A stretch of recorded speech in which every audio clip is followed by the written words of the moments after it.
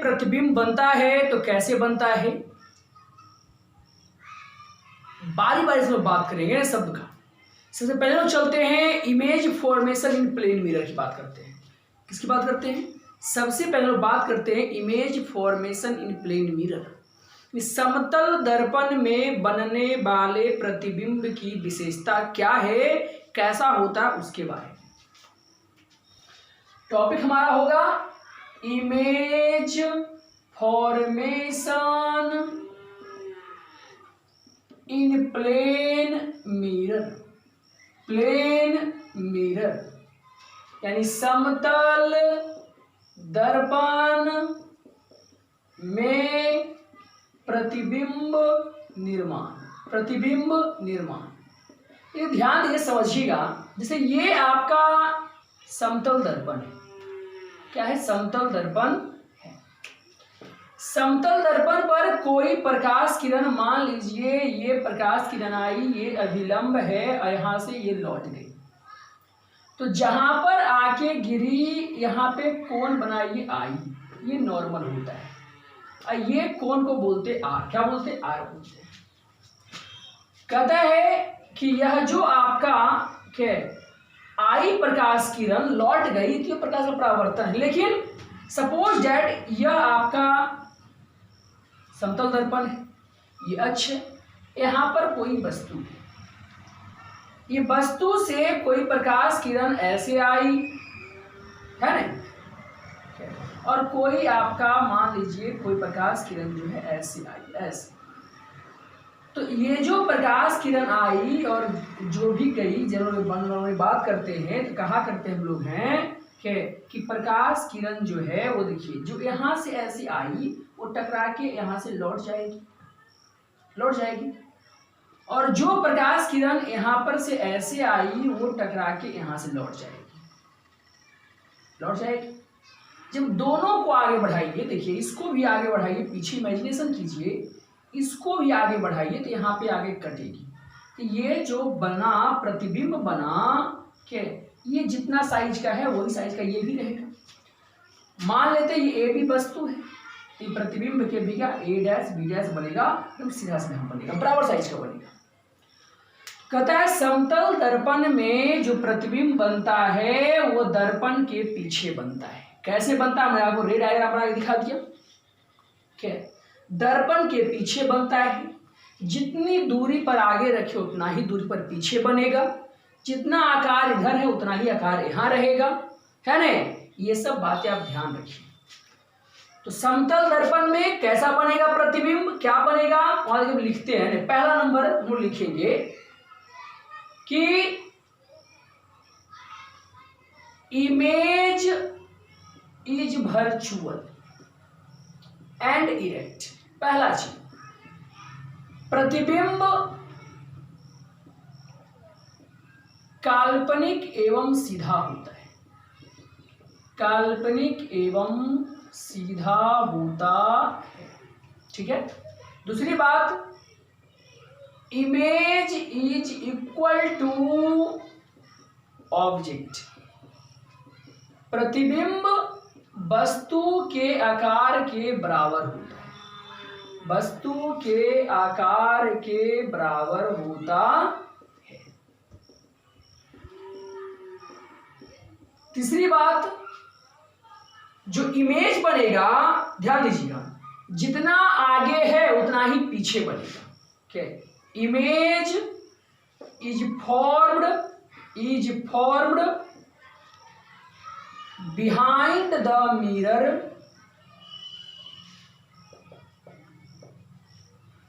at a distance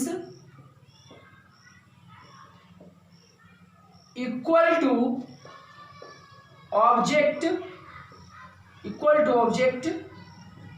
मतलब image जो है दर्पण के पीछे उतनी दूरी पर बनेगा जितनी दूरी पर वस्तु है ना। ध्यान दीजिए, प्रतिबिंब उतना ही पीछे बने जितना आगे क्या है, वस्तु है। यदि मान लीजिए कोई, यदि ये दर्पण है, दर्पण से वस्तु जो है यहाँ पर यक्ष दूरी पे है तो प्रतिबिंब भी यक्ष दूरी पे रहेगा, है ना।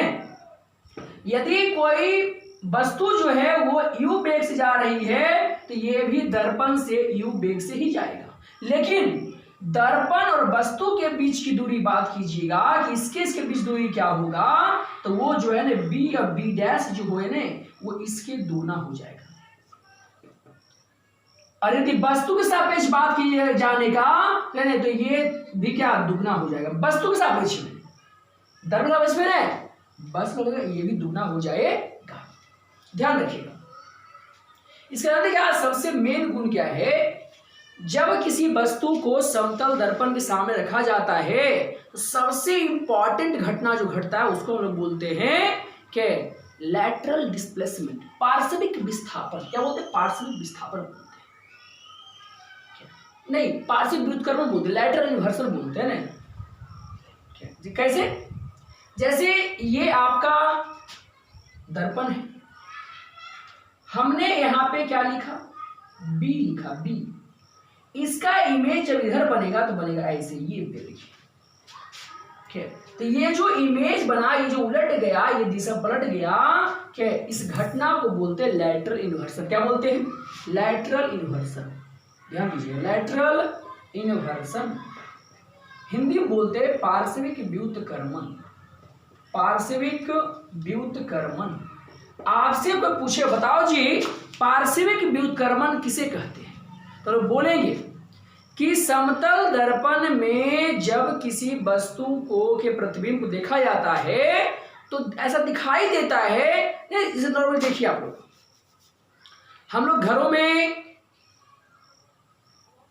आईना के सामने खड़ा होते हैं, बाल झाड़ते हैं, दाहिने हाथ से लगता है कि बामा हाथ चल रहा है, तो ये जो घटना है दाया बाया का, दाया बाया हो जाता है, बाया दाया हो जाता है, इसी घटना को क्या बोलते हैं? Lateral inversion. क्या बोलते हैं? लैटरल इन्वर्सन बोलते हैं।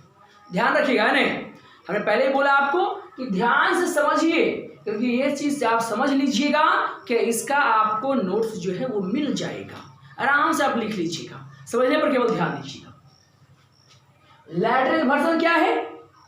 तो किसी भी वस्तु का प्रतिबिंब में बायां दायां दायां बायां दिखना ही क्या है? लैटरल इन्वर्सन है, लैटरल इन्वर्सन है।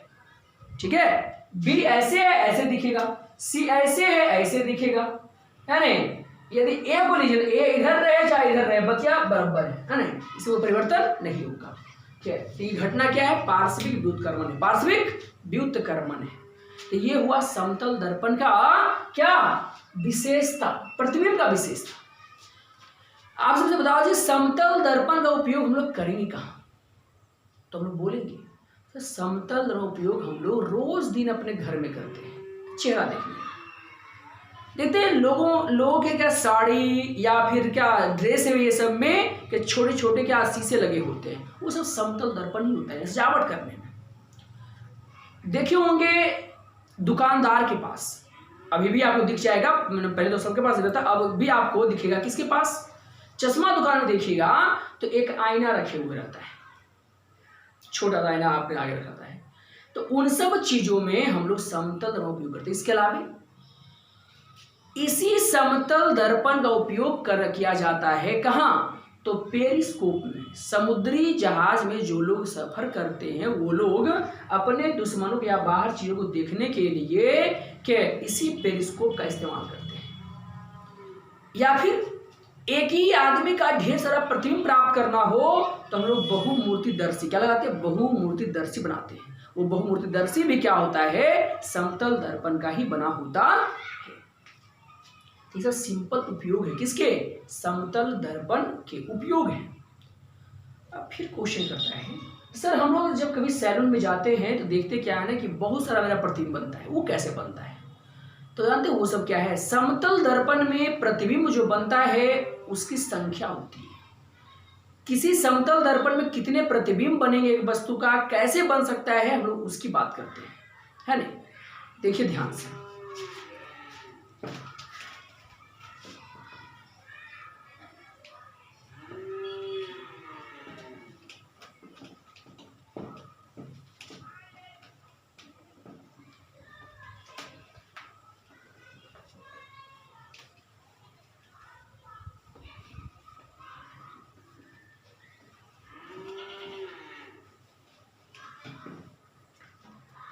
हम बात कर रहे हैं number of image, number of image formed in plane mirror या formed by plane mirror, Hindi में बोलते हैं समतल दर्पण द्वारा बने प्रतिबिंब की संख्या,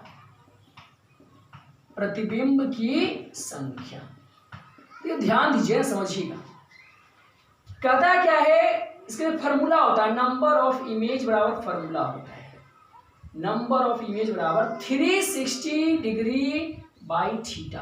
कब? जब टू प्लेन मिरर रहेगा तब, दो समतल दर्पण रहेगा तब। एक समतल दर्पण से एक ही प्रतिबिंब बनेगा, लेकिन जब दो समतल दर्पण रहेगा तो उसमें प्रतिबिंब की संख्या डिपेंड करेगा थीटा पर, है ना। बोलता है इफ 360 डिग्री बाई थीटा, यानी यदि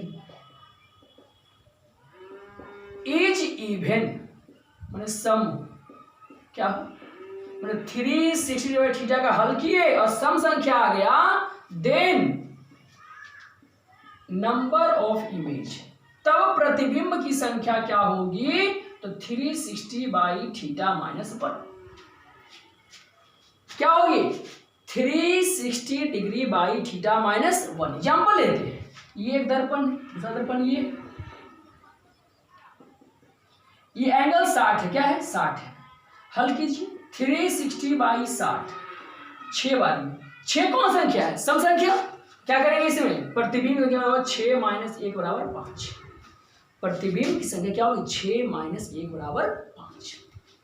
लेकिन यदि यही ऐसे रह जाए, इफ यानी यदि 360 degree by theta is odd, यानी यदि विषम हो, क्या हो, विषम हो, देन नंबर ऑफ इमेज, यहां पर फिर दो बात है ना, तब प्रतिबिंब की संख्या फिर दो बात पर डिपेंड करेगी, इफ इमेज इज सिमेट्रिक, सममित होगा, यदि प्रतिबिंब सममित हो, प्रतिबिंब सममित हो, देन नंबर इक्वल टू हो जाएगा 360 डिग्री बाई थीटा माइनस 1।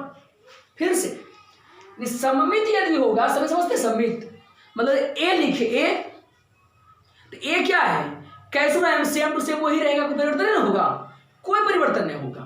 तो वैसा यदि संख्या रहेगा, वैसा यदि कोई वस्तु रहेगा तो उसमें नंबर ऑफ इमेज क्या होगा 360 डिग्री बाई थीटा माइनस 1।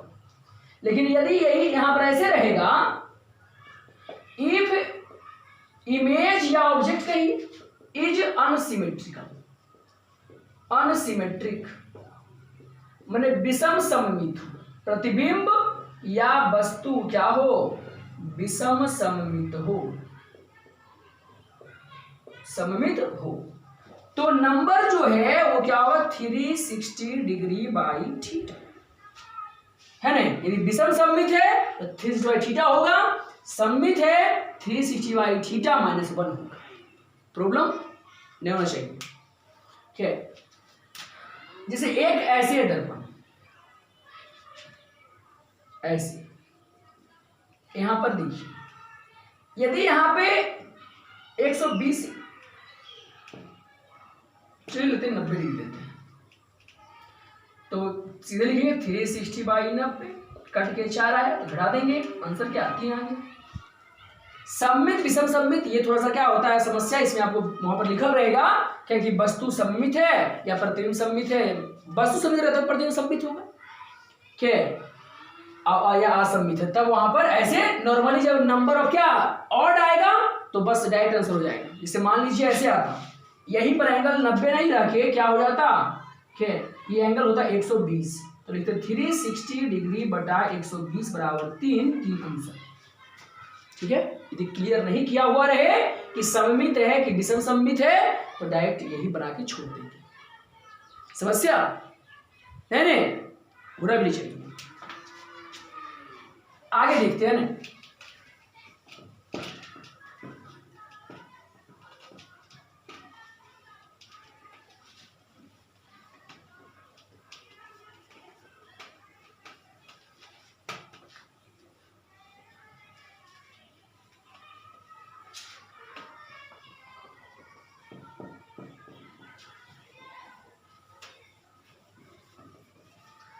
आगे दिया जाएगा डेविएशन, डेविएशन इन प्लेन मिरर, समतल दर्पण में विचलन, समतल दर्पण में विचलन। क्या होता है विचलन? देखिए ये आपका समतल दर्पण है, ये आया, ये गया, यस, ये आई है, ये आर है, ठीक है। जाना चाहिए था ऐसे, चला गया ऐसे, तो यह जो हुआ ना ये, इसको बोलते विचलन कोण। क्या बोलते हैं? Angle of deviation, angle of deviation Hindi में बोलते हैं विचलन कोण। क्या बोलते हैं? विचलन कोण। अब ध्यान देखिए ने, ये एक सीधी रेखा है, हम लोग पढ़े हैं कि सीधी रेखा पर बने कोण का योगफल 180 होता है, और ये बराबर होता है, आई और आर बराबर है। क्या? तो आई प्लस डेल्टा बराबर क्या, ऐसे भी कर सकते हैं, आर प्लस डेल्टा बराबर क्या, 180। आई 2i plus delta, 2r plus delta. Delta निकालना है तो या तो 180 माइनस 2i लिखिए या 180 माइनस 2r लिखिए, बात सेम है। तो फॉर्मूला है किसका? एंगल ऑफ डेविएशन का, ठीक है। समस्या इसमें होना नहीं चाहिए। इन बातों को यदि आप समझ चुके हैं, ठीक है, तो हम लोग अगले पार्ट में प्रवेश करते हैं, अगले टॉपिक में प्रवेश करते हैं। इसका नाम है क्या? उत्तल दर्पण में प्रतिबिंब निर्माण और अवतल दर्पण में प्रतिबिंब निर्माण, है ना। इन बातों को हम लोग पढ़ेंगे अगली क्लास में, ठीक है।